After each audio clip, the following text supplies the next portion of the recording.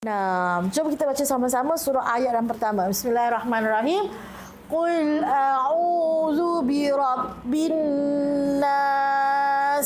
Sampai ayat nombor 3. Malikin nas, ilahin nas. Okey. Cantiknya kita tengok apa Allah cakap. Allah cakap, katakanlah aku berlindung kepada Tuhan segala manusia. Allah sambung, yang menguasai semua manusia. Allah sambung, Tuhan yang layak disembah oleh semua manusia. Allah khususkan dalam surah ini untuk bukan semua makhluk Allah, tapi untuk siapa? Untuk manusia. Okey, kenapa? Kerana dekat dalam ayat-ayat ini Allah nak bagi tahu dekat kita bahawasanya ini adalah yang pertama kan, ayat pertama birabbin nas. Kenapa Allah cakap birabbin nas? Ada ulama yang mentafsirkan nak beri penghormatan kepada manusia. Penghormatan yang macam mana? Allah letak nama Allah sebelah-belah dengan nama manusia. Kita kalau nama kita ada sebelah nama artis yang kita suka, rasa bangga. Mestilah bangga kan? Betul tak? Awak suka siapa? Allah, tiba-tiba nak kena reveal. Siapa nak bagi tahu saya awak suka siapa? Nama kita sebelah dengan nama orang yang kita suka. Rasa bangga kan, rasa suka, rasa sebagainya. So ini adalah ayat pertama ni, Allah memberi penghormatan kepada manusia dengan meletakkan nama Allah sebelah manusia kepada Tuhan semua manusia. Okey. Ya. Lepas itu kerana lagi satu, kenapa hanya manusia bukan semua makhluk? Kerana surah ini berkenaan dengan syaitan. Okey, dan yang syaitan ni dia cuma ganggu manusia saja. Dia tak ganggu makhluk lain. Dia tak ganggu burung, harimau, dia tak ganggu. Dia cuma ganggu manusia semata-mata. Okey, kita tengok Allah dah cakap aku berlindung kepada Tuhan segala manusia. Lalu Allah sambung, Malikin nas, yang menguasai semua manusia, yang memiliki semua manusia. Sebenarnya Allah ini kenapa nak bagi tahu yang manusia ni, yang semua manusia ni daripada Nabi Adam sampai umat terakhir, orang yang terakhir hidup, orang terakhir dilahirkan, semuanya milik siapa?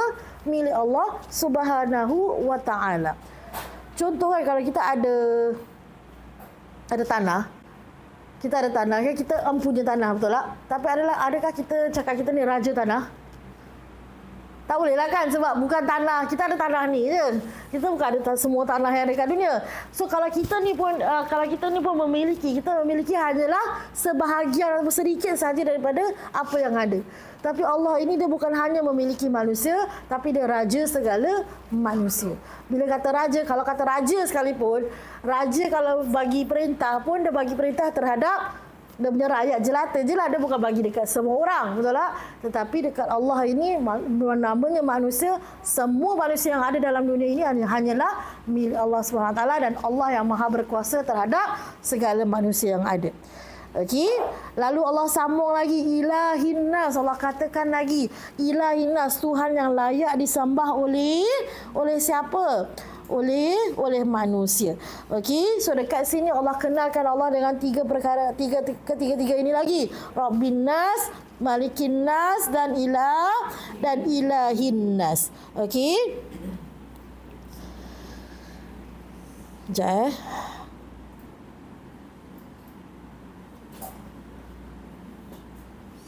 Okey, kalau kita lihat, kenapa Allah dalam Al-Quran pun, dalam bukan surah An-Nas sahaja, tapi dalam Al-Quran pun banyak kali Allah beritahu kita siapa Allah, betul? Tapi particularly dalam surah An-Nas, Allah start surah dengan 3 benda. Tuhan segala manusia, yang menguasai manusia, dan Tuhan yang layak disembah. Kerana apa? Kerana manusia ini, An-Nas ini kan, tidak An-Nas kan? Ataupun perkataan lain, al-insan. Pernah mendengar perkataan insan? Samalah maksud, ni manusia, ni pun manusia. Okey? Dia diambil daripada root word nasia. Nasia ni maksudnya apa? Lupa. Nasiya ni maksudnya lupa. Jadi memang fitrah manusia, mereka sering lupa.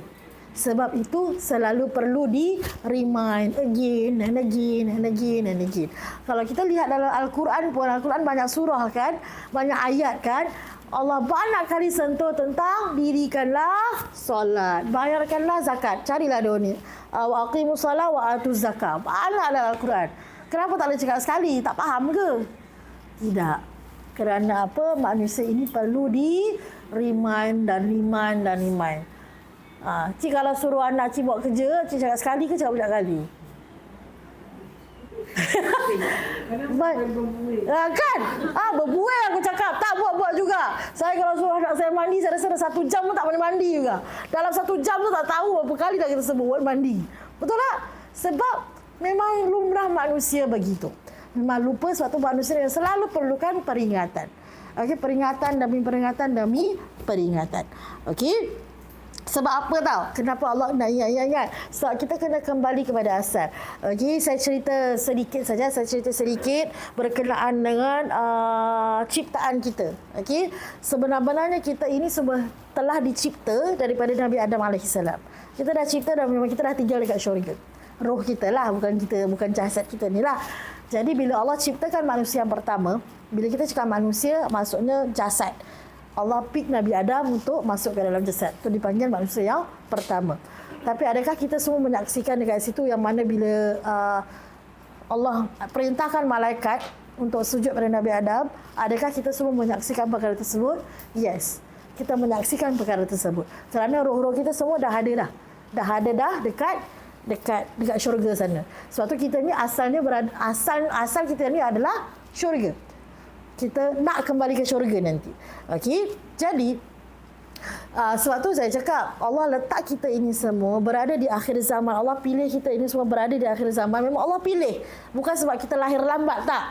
Memang semua inilah ketetapan Allah Subhanahu Wa Taala. Okey. Jadi bila kita dekat alam sana, sebelum roh kita ini ditiupkan ke dalam jasad untuk dimasukkan ke dalam rahim ibu kita ini, kita dah berjanji dengan Allah Subhanahu Wa Taala dengan mengatakan tiada Tuhan selain Allah. Kita dah katakan tauhid kita kepada Allah Subhanahu Wa Taala. Saya bacakan sedikit ayat ini daripada surah Al-A'raf. Kita Allah stuck pula. Okey. Apa Allah cakap, dan ingatlah wahai Muhammad ketika Tuhanmu mengeluarkan zuriat anak-anak Adam dari tulang belakang mereka dan dia menjadikan mereka saksi terhadap diri mereka. Okey. Mereka katakan sekejap hilang pula. Sekejap.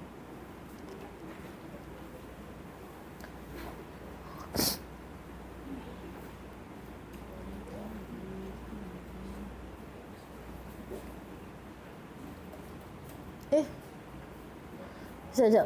Bear with me. Sekejap. Saya nak share juga yang tu. Ya, sayang? Heaven. You want to erase this one? Okay, sekejap. Tak apa. Dah habis dah. Dah tuliskan semua.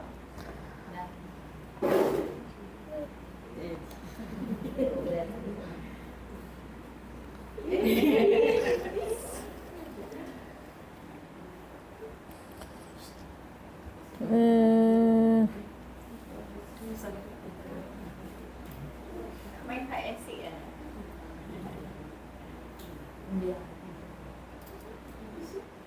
Okey, jumpa dah. Okey, saya ulang balik. Bismillahirrahmanirrahim. Dan ingatlah wahai Muhammad ketika Tuhanmu mengeluarkan zuriat anak-anak Adam dari tulang belakang mereka dan dia jadikan mereka saksi terhadap diri mereka sendiri sambil dia bertanya dengan firman-Nya, bukankah aku Tuhan kamu? Mereka semua menjawab, benar, engkaulah Tuhan kami. Kami menjadi saksi.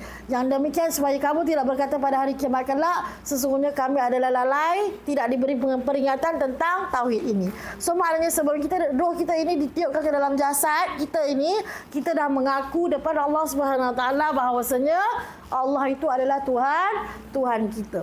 Jadi esok kita tak boleh nak claim dan bukan time tu je, dekat dunia pun Allah dah datangkan Quran kepada kita. So kita dah tak boleh nak claim yang Allah tak pernah bagi tahu yang Allah ni Tuhan kita. Sebab apa? Berkali-kali Allah remind dalam Al-Quran, Allah itu adalah macam-macam nama Allah kasih. Betul? Allah itu adalah Tuhan kita yang layak disembah. Okey? So itu adalah pengertian daripada ketiga-tiga ayat pertama daripada surah An-Nas tersebut. Okey? Dan yang paling, dan kalau kita lihat ayat seterusnya, jom kita baca sama-sama. Apa yang kita minta perlindungan daripada Allah? Min syarril waswasil khannas, daripada kejahatan pembisik yang tenggelam timbul. Siapakah dia? Tidak lain dan tidak bukan adalah syaitan. Pembisik al-waswasi ni maksudnya pembisik. Okey, kenapa Allah tak cakap bisikan sahaja? Tapi Allah cakap pembisik. Okey, pembisik yang tenggelam timbul. Kerana apa? Syaitan ini memang sikapnya begitu. Tenggelam dan timbul. Kejap ada, kejap tak ada. Macam chips small. Okey, kejap ada, sekejap tak ada. Okey, so kenapa kita minta berlindung daripada pembisik? Kerana pembisik ini boleh lakukan lebih daripada sekadar bisikan. Pembisik ini, syaitan ini ada macam-macam cara licik dia lah untuk menyesatkan manusia. Tapi kalau kita minta perlindungan daripada hanya bisikan, bukan daripada pembisik, dan jadi kita minta daripada action saja. Tapi benda-benda lain semua syaitan boleh buat. So tak nak, kita nak minta secara holistik daripada Allah, kita minta daripada kejahatan pembisik. Kenapa pembisik? Kenapa Allah sifatkan pembisik ini sebagai al-khannas? Kerana al-khannas ni maksudnya apa? Tenggelam timbul. Kerana apa? Kerana ada masanya syaitan ni akan lari daripada kita. Saya bacakan dalam satu hadis ini, telah mengkhabarkan kepada kami Qutaibah dari Malik, dari Abu Zinad, dari Al-A'raj, dari Abu Hurairah, bahawa Rasulullah SAW bersabda, apabila azan dikumandangkan, maka syaitan lari bertempiaran sambil terkentut hingga ia tidak mendengar suara azan. Jika azan telah selesai, maka syaitan datang lagi. So, mana benda tu repeat. Setiap kali azan je, syaitan lari letak bukang. Di luar mata sampai terkentut. Macam itulah sebab ketakutan. Okey, tapi bila syaitan bila azan dah habis, dia datang balik untuk ganggu apa? Ganggu solat kita. So maknanya time iqamah je dia lari letak bukang. Time azan je lari letak bukang. Habis dia datang balik. Tu yang dalam solat tu macam benda kat dalam. Time solat tu lah semua benda nak datang. Time solat tu semua benda nak fikir. Time solat lah nak selesaikan masalah. Betul tak? Tiba-tiba ilham semua datang dan solat. Luar solat tak nak datang. Kan? So maknanya kita minta Allah berlindung daripada pembisik yang tenggelam timbul. Maksudnya daripada bisikan syaitan. Yang apa? Allazi sama.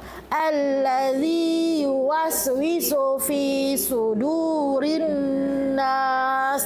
Yang berbisik, allazi yang yuwaswisu berbisik fi sudurin nas, di dalam dada manusia. Allah tak cakap hati, Allah cakap dada. Kerana syaitan tak boleh masuk dalam hati kita. Senang kata hati kita ni umpama ada kunci. Syaitan dah boleh jalan-jalan dekat luar je. So maknanya syaitan kalau berbisik pun dia berbisik dekat dada kita. Okey, dia bukan bisik dekat telinga Dia bisik dekat dada kita. Okey? So bila dia bisik dekat dada kita, sama ada dia boleh masuk dalam hati atau tidak bergantung kepada kita. Kita nak kasih kunci dengan syaitan ke tak nak? Tak nak. Dia tak boleh tanakkan mulut je lah. Dia nak kena tanak dekat mulut juga dengan perbuatan kita. So maknanya macam mana syaitan boleh masuk dalam hati kita? Sebab kita yang serahkan kunci. Okey? So kalau kita tengok dalam surah ini, kalau tadi dalam surah Al-Falaq kita ada minta perlindungan daripada 4 perkara, betul? Tapi dalam surah An-Nas hanya 1 perkara, iaitu pembisik daripada syaitan ini. Okey, hanya 1, dan ini adalah perkara yang kita boleh kawal. Sebab kita yang izinkan sama ada hasutan bisikan syaitan itu berjaya ataupun tidak. Kalau yang kejahatan dalam surah Al-Falaq itu berada di luar kawalan kita. Tapi dalam surah An-Nas ianya berada di dalam kawalan kita. Kita yang bila dibisikkan tu, kita nak lakukan ataupun tidak. Kita ada pilihan. Okey, kalau kita lakukan, maka terjerumuslah kita dalam dosa tersebut. Tapi kalau kita berusaha untuk tidak lakukan, maka setiap penghilangkan kita itu diberikan pahala oleh Allah Subhanahu wa taala.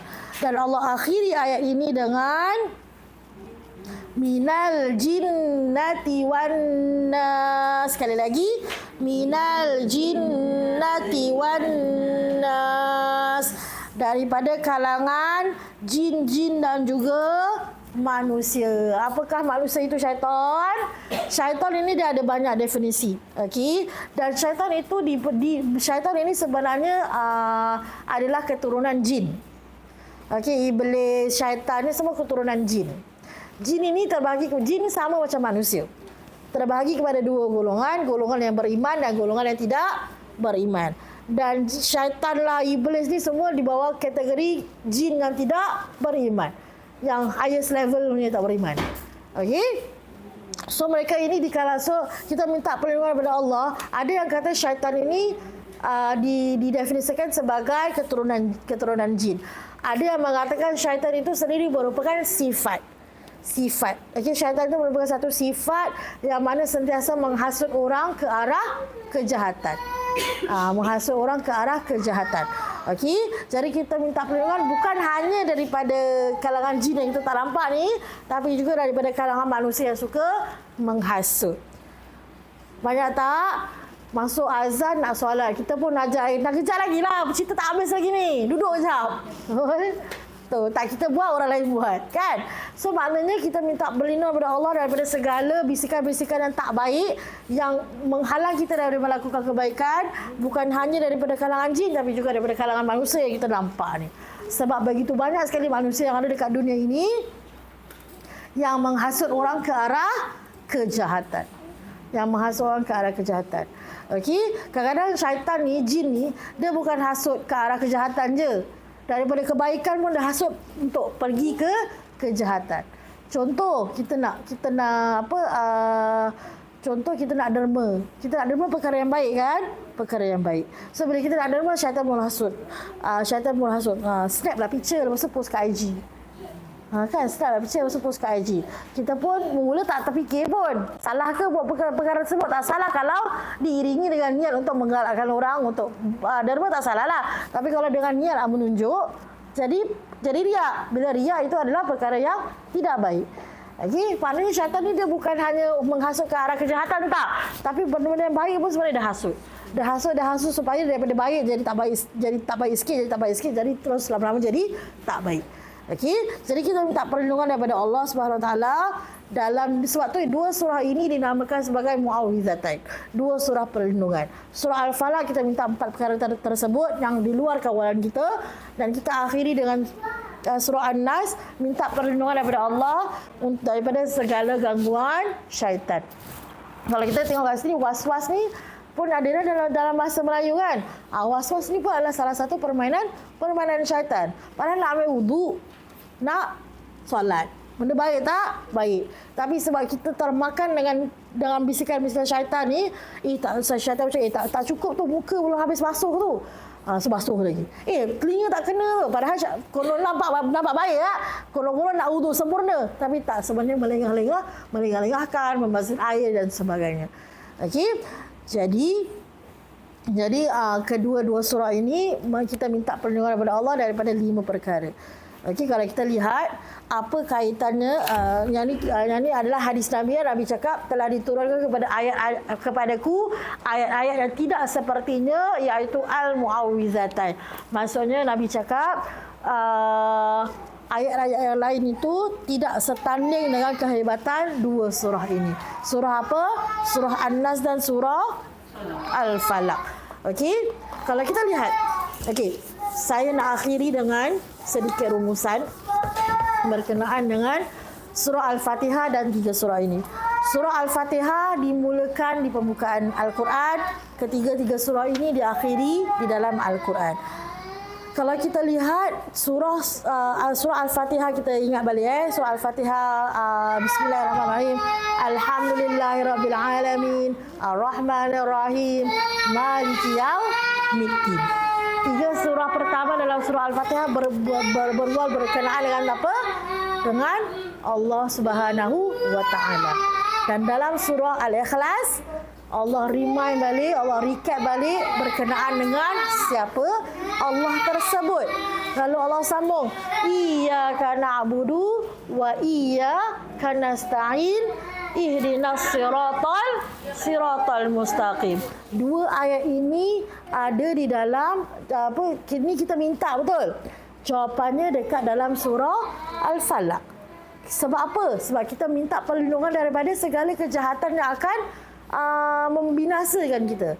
Hanya kepadamu kami sembah, hanya kepadamu kami minta pertolongan. Tunjukkanlah kami ke jalan yang benar. Macam mana kita nak berada di dalam jalan yang benar? Kita minta Allah lindung kita daripada segala kejahatan-kejahatan yang ada.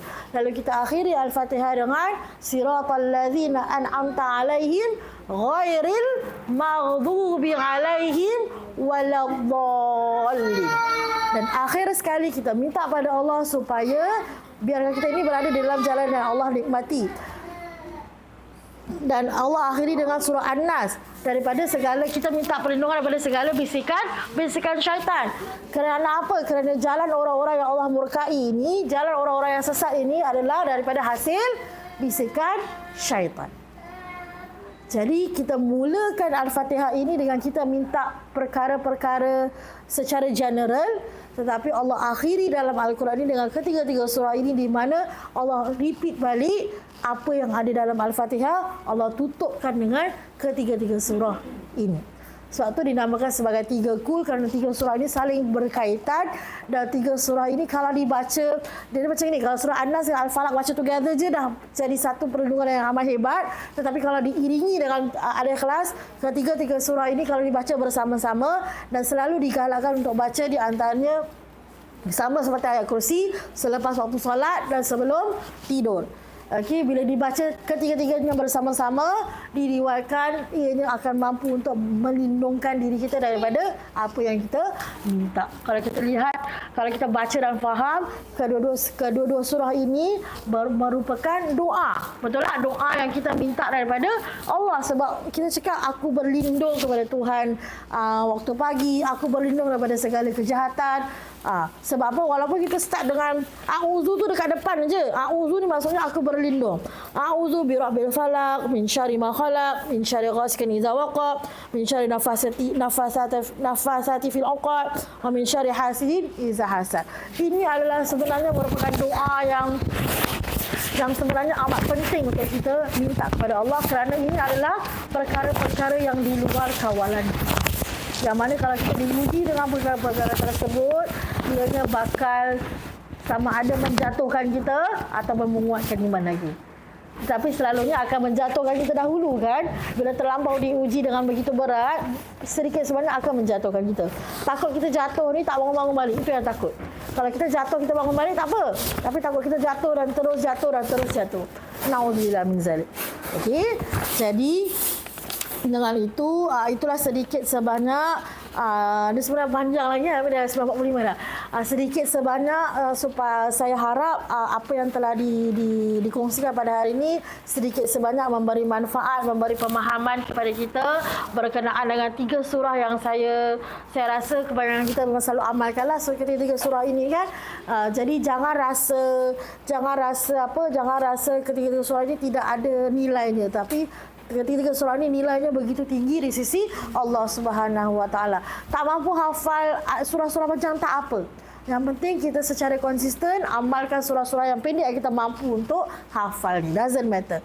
Okey, sebab akhirnya Allah melihat kepada kuantiti amalan kita, Allah melihat kepada kuantiti keikhlasan kita apabila berdoa kepada Allah, rather than the quality rather than the quantity of surah yang kita baca. Okay, tak apalah kita baca sedikit tapi kita faham dan hayati, daripada kita baca panjang lebar tapi kita tak faham dan kita tak hayati. Okey. Wallahu ta'ala alam, itu sahaja saya rasa setakat ini. Sekiranya ada kebaikan, ini semua datang daripada Allah Subhanahu Wa Taala. Sekiranya ada ada salah daripada perkataan saya yang menyinggung perasaan, saya mohon ampun dan maaf. Yang tidak baik itu datang daripada diri saya sendiri, yang baik semua datang daripada Allah Subhanahu Wa Taala. Dengan itu kita tutup perkongsian kita pada hari ini dengan senandung Al-Quran. Kita baca doa dulu dengan senandung Al-Quran.